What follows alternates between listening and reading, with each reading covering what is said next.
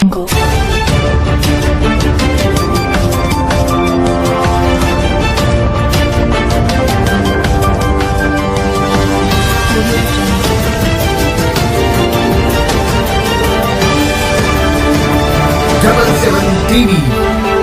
అక్షరం ప్రజాపక్షం. Welcome to 77 TV ప్రతి అక్షరం ప్రజాపక్షం. నా పేరు ఆరావళి. తూతూ మంత్రంగా జరిగిన సర్వసభ్య సమావేశం. అల్లూరి సీతారామరాజు జిల్లా కొయ్యూరు మండలంలో సోమవారం సర్వసభ్య సమావేశం తూతూ మంత్రంగా జరిగింది. ఈ సమావేశంలో పాల్గొన్న ఎంపీపీ బడుగు రమేష్ మాట్లాడుతూ ప్రస్తుత కాలంలో వివిధ రకాలైన వ్యాధులతో ప్రజలు ఇబ్బందులకు గురవుతున్నందున వైద్యాధికారులు తగు చర్యలు తీసుకోవాలని ఆయన కోరారు. అదేవిధంగా వేసవి కాలంలో మంచినీటి ఎద్దడి లేకుండా గ్రామాల్లో ఉన్న బోర్లన్నింటినీ మరమ్మతులు చేయించాలని ఆయన కోరారు. శిశు సంక్షేమ శాఖ ప్రాజెక్ట్ అధికారి విజయ్ కుమారిని జడ్పీటీసీ వార నూకరాజు, పలువురు సర్పంచులు, ఎంపీటీసీలు నిలదీశారు. అంగన్వాడీలకు వచ్చే సరుకులన్నీ నాణ్యత లేనివి వస్తున్నాయని ఆమెపై ప్రశ్నల వర్షం కురిపించారు. అదేవిధంగా తాము పదవీ బాధ్యతలు చేపట్టి 2.5 సంవత్సరాలు కావస్తున్న పంచాయతీల్లో తాము ఉత్సవ విగ్రహాల మాదిరిగానే ఉన్నామని, ఎటువంటి అభివృద్ధి చేయడానికి నిధులు మంజూరు చేయడం లేదని ఎంపీపీ బడుగు రమేష్, ఎన్డీఓ లాలం సీతయ్య దృష్టికి తీసుకువచ్చారు. అనంతరం ఎంపీపీ మాట్లాడుతూ 4-5 రోజుల్లో ఉన్న నిధులతో ఏ పనులు చేపట్టాలో చర్చించేందుకు సమావేశం ఏర్పాటు చేస్తామని ఆయన అన్నారు. 33 మంది సర్పంచులు గాను 10 మంది వచ్చారు. 13 మంది ఎంపీటీసీలు గాను 6 మాత్రమే సర్వసభ్య సమావేశానికి హాజరయ్యారని ప్రశ్నించారు. అలాగే ఈ కార్యక్రమంలో వివిధ శాఖల అధికారులు తదితరులు పాల్గొన్నారు. ఈరోజు కేజీహెచ్ తీసుకెళ్లడం ద్వారా కేజీహెచ్ లో ముగ్గురిని అడ్మిట్ చేయడం జరిగింది. వాళ్ళు ముగ్గురు కూడా మన అధికారులు కావచ్చు, అందరూ కూడాను బాగానే రెస్పాండ్ అయ్యి ఇమ్మీడియట్ గా దాన్ని గుర్తించడం అనేటువంటిది జరిగింది.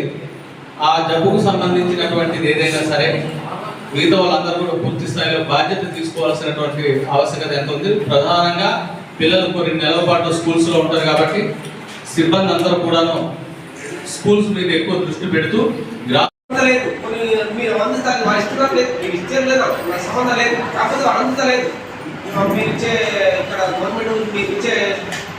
పాలు, రైస్ లేదు. అయితే 2-3 పిలుస్తున్నారండి. మరి రెస్పాన్స్ ఇవ్వాలండి. మీరు ఎప్పుడు వెళ్ళారు? మటన్ వెళ్ళారా? అది లాంగ్ లేదు ఇక్కడ నుండి ఇప్పుడు అర్థం చేస్తుంది. అందరికి తెలివైన వాళ్ళు కానీ మనం ప్రతి ఏరియా నేను వెళ్ళానండి. మటన్ బియ్యవరం యూచిడి కాలం తప్ప నేను ప్రతి ఏరియా వెళ్ళాను. అక్కడ ఇప్పుడు క్లాస్ జరుగుతలేదు. సరే పిల్లవాడికి ఆనే అక్షరం లేదు. ఆమె అస్సలు చదువుకోలేని మనిషి. కూడా స్టాక్స్ విషయంలో మాత్రం మేము అందిందా లేదా అని బెనిఫిషియరీ ఫోటో తీసుకుంటున్నాం కదా. స్క్రాప్ వస్తుంది కాబట్టి సంబంధిత వైద్య సిబ్బంది అందరూ కూడాను పాఠశాలల్లో, ఆశ్రమ పాఠశాలల్లో మిగతా ఎవరైతే స్కూల్స్లో ఉండేటువంటి పిల్లలందరికీ జ్వరం వచ్చిన వెంటనే ఆ స్క్రబ్ అనేటువంటి ఏదైతే వ్యాధి ఉందో దానికి ఆల్రెడీ వెళ్ళి డాక్టర్ గారితో కూడా మాట్లాడడం జరిగింది. పిల్లలందరూ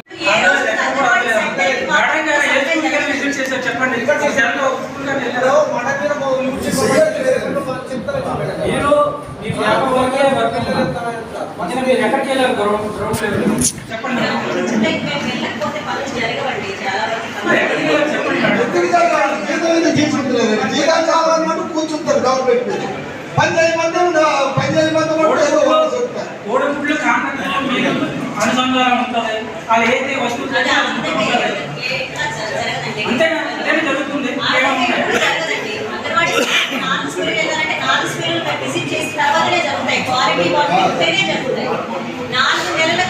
నాలుగు వారాలకి సరిపడా కలర్ కోడింగ్ కూడా ఇస్తున్నాం. అక్కడ మీకు సప్లై చేసేటప్పుడు ఏ కలర్ ఏ వారానికి సప్లై చేస్తున్నా కూడా దాన్ని బట్టి కూడా మీరు తెలుసుకోవచ్చు. ఒకవేళ పాత గుడ్లకి సప్లై చేస్తారా లేదా అని చెప్పమన్నారు.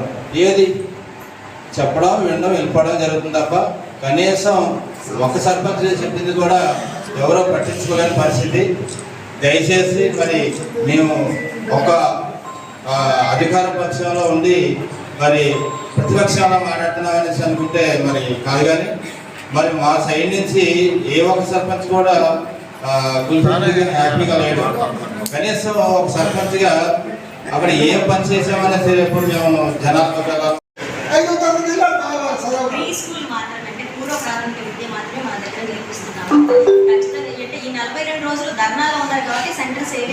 42 రోజులు ఒకే అమ్మా ఈటి చూసి ఒకే నువ్వు ఈ 42 రోజులు ఎవరు కాదు మీ వ్యవస్థ అలా ఉన్నది. మిగతా విషయాలలో అయితే అసలు ఆ షెడ్యూల్ ఏం చేస్తారనేది కూడా మేము నెలకు 2 సార్లు మీటింగ్ పెడుతున్నాము. ఆ మీటింగ్ లో కూడా వాళ్ళకి నేర్పిస్తున్నాం.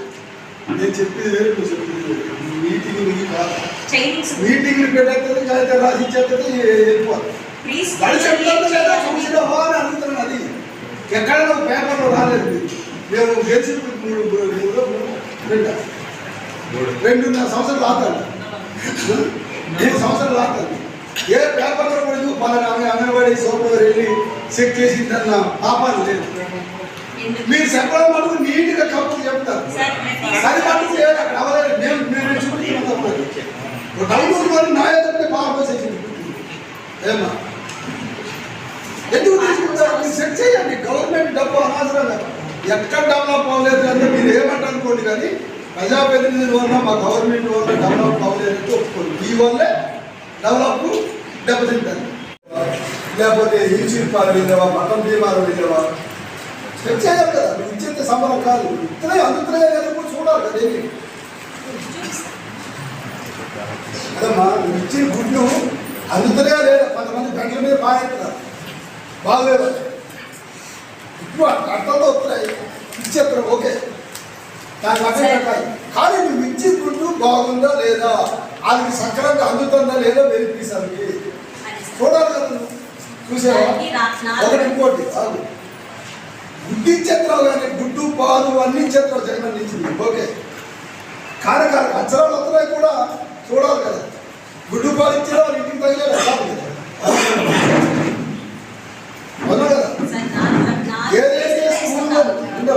ఏదైతే స్కూల్లో బడిసి చెప్తున్నారో 1 గంట దొక్కుతారు, మళ్ళీ 2 గంటలకు 3 గంటలకు బయటపెడతారు. అలాగే ఇది ఎందుకు పెడతారు?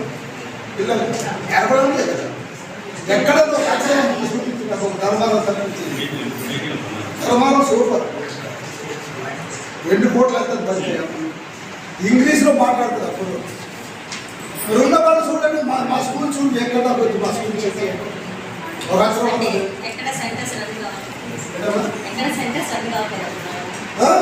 అది చెప్పట్లేదు.